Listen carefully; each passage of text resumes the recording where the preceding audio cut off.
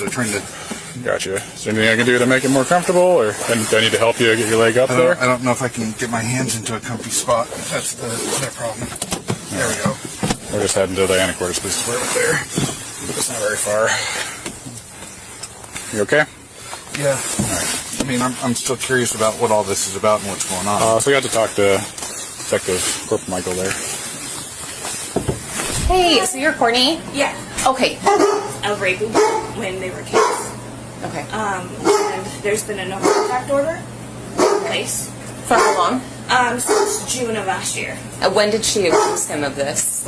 She accused him this just a little over a year ago. Okay. Shortly before the no contact order. Oh, That's okay. the only thing I know of. She accused him in 2011 after hearing about something happening to her youth pastor, and like kind of took it on as her own, like oh, this happened to me kind of thing. Who was her youth pastor? I don't know. I don't remember him. According to police reports, the youth pastor was identified as Wade, and he was the first person to stand up for the victim. In her interview, the victim said he had been mentoring her under the Salvation Army at the time. During one of their conversations, he opened up about his own trauma, which caused her to break down. When he asked if she had been going through something, she said yes, and revealed what her brother had been doing. By that point, Andrew had even tried to penetrate her anally and attempted to have sex with her during a family vacation. Their parents were asleep on the bed next to them when he tried to penetrate her, but stopped after their mother yelled at them for making noise. You gonna be able to step out okay? There's a running board right here if you need it. Good. There's no way to adjust the cuffs at all. Yeah, since we're gonna take you out, cuffs right here. And just go ahead and take a seat in here, please. And Corporal Michael will be in here in just a little bit to talk to you. Okay. If you need something, there should be somebody on the other side of that window so you can tap on the glass. They went through like an internal thing with him, and then she What do you mean by internal? Internally, it was like with the Salvation Army. Okay. So they launched their own little investigation, and then she went through and recanted her statements of oh, this never actually really happened, and this kind of thing. So we went the whole spiel. We did talk to her for a really long time, and so that was that. That was the end of it. Andrew, who was 15 when he started doing it, wasn't doing well in school and often brought trouble home. According to the victim, it started a few weeks after she got her first period, and because she was afraid her family would be destroyed, she never told anyone.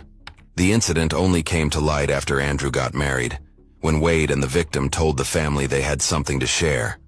After the victim finished telling them what had happened, none of the parents believed her, and Courtney became very defensive of Andrew.